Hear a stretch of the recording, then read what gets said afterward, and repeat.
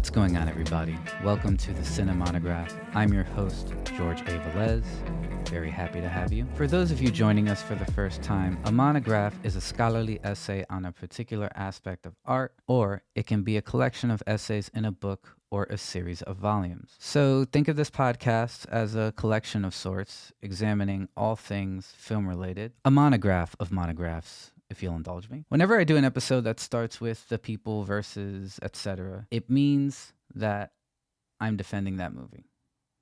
Like a lawyer, a sweaty lawyer, one who is definitely sleep deprived, hopped up on coffee and cigarettes. I want to talk to you about a film series that has had a significant impact on my life. We're going to talk about the Matrix series, specifically about the most recent installment, The Matrix Resurrections. This series and I have had a complicated past. We loved each other, then we longed for the beginning of our relationship when things were simpler. After that, we split up. And now we've reconciled. The Wachowskis have created something with true cultural significance, something that's been dissected and debated since 1999. That's when you know a work of art has transcended into something greater. You know, like Thomas Anderson becoming Neo, the One, the Mac Daddy, Papi. This episode is to celebrate all the things the Wachowskis have accomplished, so let's get into it. It feels like I have been waiting my whole life for you. And that part is like, what the hell took you so long? My buddy Lewis texted me that The Matrix Resurrections is Lana Wachowski's art therapy film. That was the seed that helped me write this monograph, so Lewis, thank you. This one's for you and all the other Matrix fans out there. Now, when I started writing this at an ungodly hour of the night, it occurred to me that the one thing my monographs have in common is that I defend critically divisive sequels. I promise that's not on purpose, but I can't say it will be the last. In fact, my next monograph will also defend a critically divisive sequel. There were two weird movie trends in the late 90s and early 2000s. Fight Club, Being John Malkovich, and Office Space featured protagonists who were white guys who worked in corporate America, bored out of their fucking minds, feeling like they were destined for something greater. The other movie trend was white guys again, feeling like the world they were living in was some sort of artificial creation. Dark City, The 13th Floor, The Truman Show, Memento, Fight Club once again, explored this concept in one way or another. The white stability of the 1990s caused people to have existential crises, to question their reality, God, their purpose in life, and whatever the fuck else. The Matrix took these two concepts, threw them both in a stew of other influences, and blew everyone's minds in 1999. Or should I say, freed everyone's minds. Am I right? God, I hate myself. The Matrix is the story of a hacker, Thomas Anderson, discovering that he lives in a computer simulation created by machines to use humans as a power source, and becomes the messianic figure Neo, the One. It wasn't just another film that explored the monotony of working in corporate America. It was a film that featured some of the best action in cinema. It was a film that people interpreted in a lot of different ways. For some, it was a live-action anime. The Wachowskis owe a great debt to the anime classic Ghost in the Shell, from its aesthetic to its philosophical musings. For others, it was an excellent execution of Joseph Campbell's hero's journey, the new Star Wars. For philosophers, it explored the allegory of the cave and the brain and vat scenario. For me, it was a movie that led to a passionate obsession that was very unhealthy for a 7-year-old. When my parents rented it from Blockbuster is a place where we used to physically go to rent movies like VHSs and DVDs for people who don't know what Blockbuster was. I watched it every day until they returned it. Me and my brother would do fake kung fu moves and practice bullet time. For Lana and Lily Wachowski, it was a film that was a cathartic interpretation of their transgender experiences. It incorporates religion, martial arts films, comic books, westerns, and whatever else to tell the story of Thomas Anderson, Neo. The movie showed the Wachowskis, Lawrence Fishburne, Carrie-Anne Moss, and Keanu Reeves were bad motherfuckers.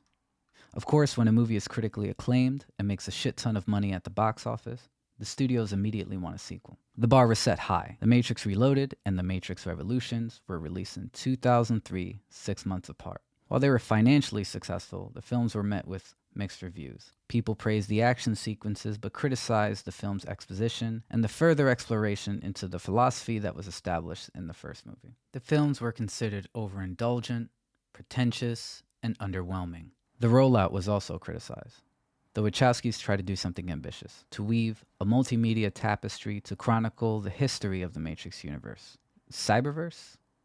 Metaverse? An immersive experience that makes the universe as fully realized as Star Wars or Tolkien's Middle-earth. People didn't like needing a syllabus to understand the Matrix films. This is actually referenced by one of the characters in The Matrix Resurrections. Lana and Lily Wachowski wrote and directed the video game Enter the Matrix, also released in 2003. The game follows Niobe, played by Jada Pinkett Smith, and Ghost, played by Anthony Wong, in a story that parallels events in the two sequels. The players got to do incredible things they saw their favorite characters do.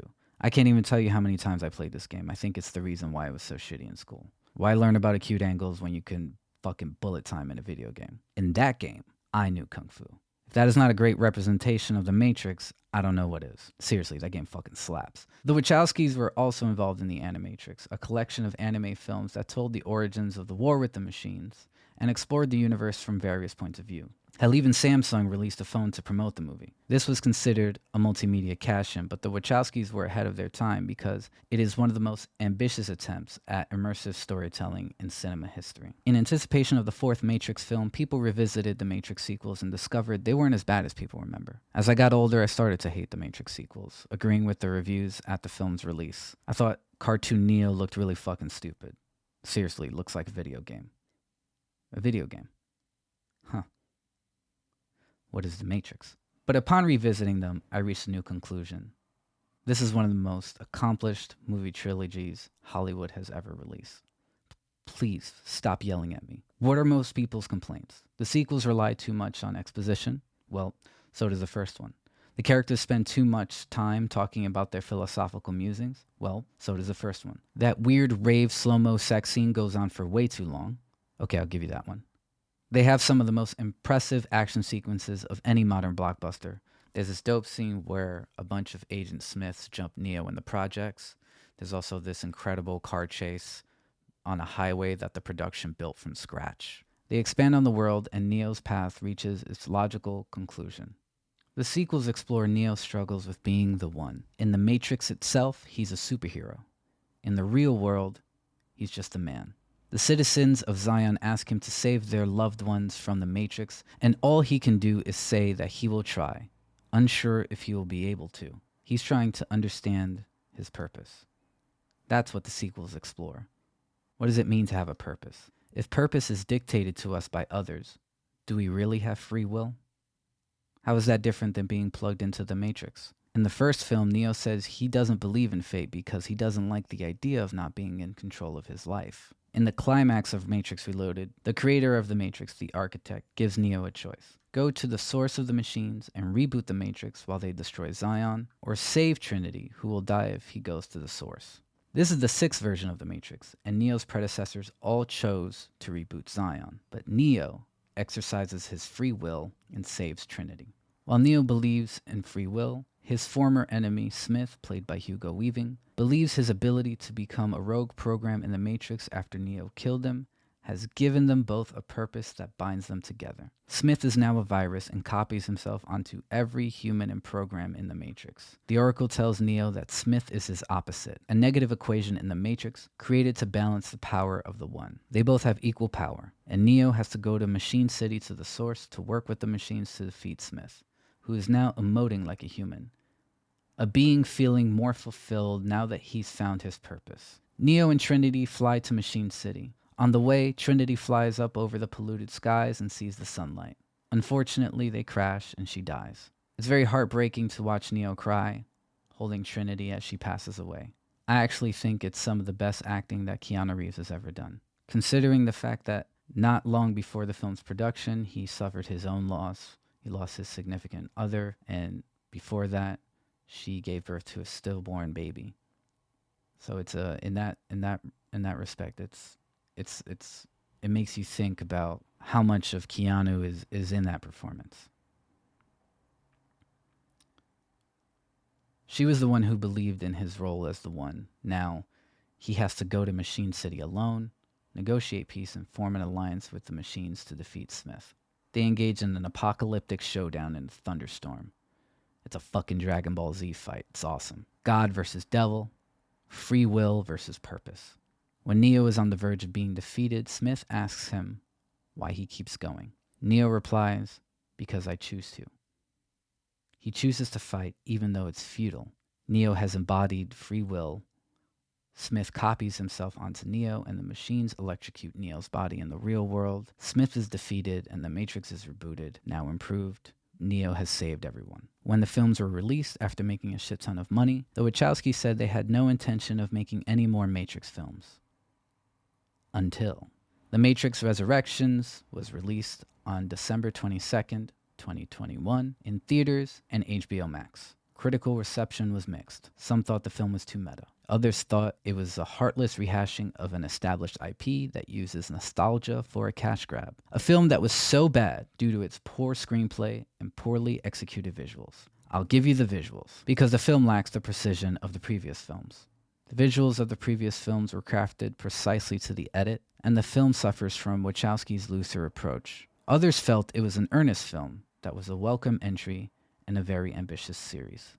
I fall into the latter category. For the past 10 years, Hollywood has been taking advantage of our nostalgia and making a shit ton of guap. Sometimes the films have been good, others not so much. When the market is oversaturated with heartless films based on established IP, The Matrix Resurrections is a revelation. A very personal film to writer and director Lana Wachowski. You'll notice that only one of the Wachowskis returned for the fourth installment. Their parents died and they coped with it very differently. For Lana, it was a cathartic way for her to deal with her parents' death. When asked about the origins of the film, Lana said, "I couldn't have my mom and dad, yet suddenly I had Neo and Trinity, arguably the two most important characters in my life. It was immediately comforting to have these two characters alive again, and it's super simple. You can look at it and say, okay, these two people die, and okay, bring these two people back to life, and oh, doesn't that feel good? Yeah, it did. It's simple, and this is what art does, and this is what stories do. They comfort us, and they're important." Lily said, "There was something about the idea of going backward and being a part of something that I had done before that was expressly unappealing. And I didn't want to have gone through my transition and gone through this massive upheaval in my life, the sense of loss from my mom and dad, to want to go back to something that I had done before and walk over old paths that I had walked in. Felt emotionally unfulfilling, and really the opposite. Like I was going to go back and live in these old shoes in a way. And I didn't want to do that." So with that in mind, Neo and Trinity's return in this film can be interpreted in two ways: the afterlife or reincarnation. The film brings their romance front and center. Neo and Trinity, now Thomas Anderson once again, and Tiffany, are in a new Matrix. A purgatory of sorts where neither knows of their past life. They're both strangers, stuck in a monotonous existence that seems to play in a loop. Neo, once again Thomas Anderson, is the world's most famous video game developer. He's created the most successful video game franchise of all time, the Matrix trilogy. This isn't a tactic used to capitalize on people's nostalgia, but a deliberate storytelling device that is a metaphor for Wachowski's experiences. Thomas being a video game developer is analogous to Wachowski's perspective of being a filmmaker that created one of the most influential pop culture phenomena. Neo has to make a sequel before Warner Brothers does it themselves. I mean the actual Warner Brothers. They name drop them and everything. This point is driven home when Thomas says to Tiffany that there is a lot of him in his games. Thomas is going through a midlife crisis. He tried to commit suicide by jumping off a building believing he can fly. He has a business partner, Smith, played by Jonathan Groff, who, like Thomas, can't remember his previous life as Neo's nemesis. He's having a lot of flashbacks, one of the criticisms of the film. People disagreed with this approach, believing that Wachowski didn't trust her audience, but these flashbacks are Thomas's memories trying to fight through so he can remember who he really is. These flashbacks and suicide attempts are the reason Thomas is in therapy, a patient of The Analyst, played by Neil Patrick Harris, a program that prescribes him blue pills to keep him in the Matrix. He's clearly going through depression, drinking, and staying up late scrolling through his phone. In fact, everyone in the Matrix can't stay off their devices. It's a Matrix that mirrors our own, a reality we can shape online from social media to the metaverse. Get it? Metaverse? This movie's meta. When Thomas unplugs from the Matrix and becomes Neo again, he meets Niobe, now 60 years older. She informs him a new war has been waging since he sacrificed his life, one in which machines fight each other and have formed an alliance with humans. Neo is essentially a spirit, witnessing how the world changed since his death. He finds his new purpose, love. Neo decides to go back into the Matrix to rescue Trinity. However, he's not the Neo he once was. He doesn't have access to his powers. However, he can now do the Kamehameha. It's actually pretty awesome. This is like the second time that Neo is Goku. When he enters the Matrix again, the analyst reveals to Neo that he has taken over the architect as the creator and the head of the new Matrix. In this Matrix, the analyst has created a reality that humans feel comfortable in. They no longer feel the need to unplug. Also, in this Matrix, Neo and Trinity's yearning for each other produces a lot of energy for the machines, a plan the analyst put into motion shortly after Neo and Trinity died. Neo makes a deal with the analyst. If he can't make Trinity remember their past, then he will replug back into the Matrix. Smith enters the picture to disrupt everything. See, he has a new purpose too. Hate. Smith, again, the complete opposite of Neo. His hatred for Neo and the analyst are the only two things that give him fulfillment. Despite this, Neo is successful, and he and Trinity escape. It's great to see Carrie-Anne Moss really fuck people up again. Honestly, I wish there was more of it. Trinity looks at the sun in a heavenly glow that recalls the scene before her death in Revolutions. They leap off the roof, hand in hand, and hope that Neo will fly. Instead, Trinity is able to fly, and the two escape into the heavens. Resurrections has turned the series into a love story. The first three are about the romance between two people till death parted them, and Resurrections is about how those two people found each other in the afterlife. It's reminiscent of a film my significant other showed me one time, What Dreams May Come, starring Robin Williams. A film about a man who goes to heaven after his death, but embarks on a journey to hell to reunite with his wife. A film like The Matrix Resurrections, earnest in its meditation on love, the afterlife, and reincarnation. The film gets its title from a line in Hamlet, "For in that sleep of death what dreams may come," a line that has a lot of thematic resonance in The Matrix Resurrections. The final image is Neo and Trinity, both with the power of the One, holding hands, flying like two angels in the sky, perhaps translating Lana Wachowski's image of her parents in the afterlife. When I watched the film, I couldn't help but think of something Keanu Reeves said on The Late Show. Like I said before, Keanu has gone through his hardships. He suffered the death of his daughter and his significant other. Colbert cheekily asks him, "What do you think happens when we die, Keanu Reeves?" Keanu takes a moment, takes a deep breath, and says, "I know that the ones who love us will miss us." That's it for this episode of the Cinemonograph, everyone. Thank you so much for stopping by and listening to my passionate rant about The Matrix. Clearly, I think about this shit way too much, and I probably need to go outside. Please follow us on your preferred streaming platform to get updates when we drop new episodes. Come back next time. Tell your friends who love movies. Tell your friends who love The Matrix. Thank you once again for coming, and I'll see you next time. This has been the Cinemonograph.